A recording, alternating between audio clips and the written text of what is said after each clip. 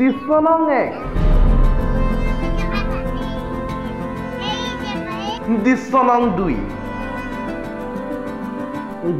নহয় music sense এইটো নহয় এইটোহে মিলিছে ফেব্ৰুৱাৰী দিনকেইটাত এনেধৰণৰ মিউজিক শুনাটো স্বাভাৱিক কিন্তু প্ৰতিবেদনটো যে সাংঘাতিক শুনা দেখা আৰু কোৱাৰ মাজত পাৰ্থক্য আছে আজি আমি শুনাম দেখাম আৰু কম তাৰ আগতে দুটামান ভাল লগা বাক্য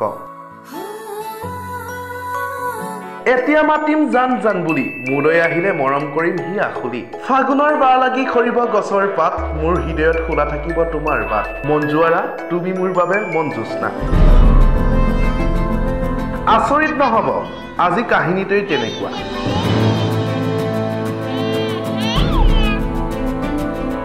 বহুতে কয় প্ৰেমে হেনো জীৱন ধ্বংস কৰে বহুতৰ বোলে জীৱন জীপাল কৰি তোলে আজি ভাল লগাটো কাইলৈ বেয়া লগা হৈ যাব পাৰে যেনেকৈ দিল্লী ৰাইজে এইবাৰ আপক বাহ দিলে কোনোবাইতো ভাল লগা মানুহৰ লগত শাৰীৰিক সম্পৰ্ক স্থাপন কৰে ভাল পোৱাজন কৰবাতে থাকে ৰব এইবোৰ কৈ থাকিলে কাহিনী থাকিয়ে যাব আহিছো মূল কাহিনীলৈ ঘটনা জুৰিয়া ঢিংবৰী চাপৰি গাঁৱৰ নিষ্ঠুৰ নিৰ্দয় পাখান এইগৰাকী মঞ্জুৱাৰা এবছৰ পূৰ্বে বিকলাংগ সন্তানক এৰি থৈ পলাই গ'ল পাৰ্শ্বৱতী গাঁৱৰ মুবাৰক আলীৰ সৈতে পেলাই থৈ গ'ল বিকলাংগ সন্তানটিক লগত লৈ গ'ল বিকলাংগ আঁচনিৰ পৰা পোৱা 5 লাখ টকা কিমান নিষ্ঠুৰ হলে এগৰাকী মাতৃয়ে এনে কাম কৰিব পাৰে এবাৰ কল্পনা কৰক মাতৃ নামত এক প্ৰকাৰে যেন কলংক সানিছে এবছৰ পূৰ্বে পৰপুৰুষৰ সৈতে পলাই যোৱা পত্নীক উভতি অহাৰ আশাৰে বাট চাই সন্তানক লালন পালন কৰি আছে ৰচিদুলে কিন্তু কোনো ধৰণৰ সঁহাৰি নাপায় অৱশেষত জুৰিয়া আৰক্ষী কাষ চাপিছে ৰচিদুলে মাতৃবিহীন সন্তান দুটিক লৈ এতিয়া চিন্তিত ৰচিদুল নহলে পত্নী মঞ্জুৱাৰাই লগত লৈ যোৱা ধন ঘূৰাই পোৱাৰ ব্যৱস্থা কৰি দিব আহ্বান ভুক্তভোগীৰ স্বামী এই বিষয়ে মই অৱগত কৰিব বিচাৰিছো কাৰণ আপুনি এদিন আগত মই আপোনাক দেখিছোঁ সাধাৰণ এটা বিকলাংগ ল'ৰাক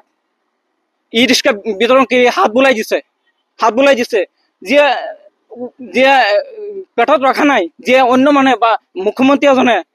বিকলাংগ ল'ৰাক হাত বুলাই দিব পাৰে এজন মাতৃ হৈ কেনেকৈ এনেধৰণৰ অত্যাচাৰ কৰিব পাৰে শিশুৰ ওপৰত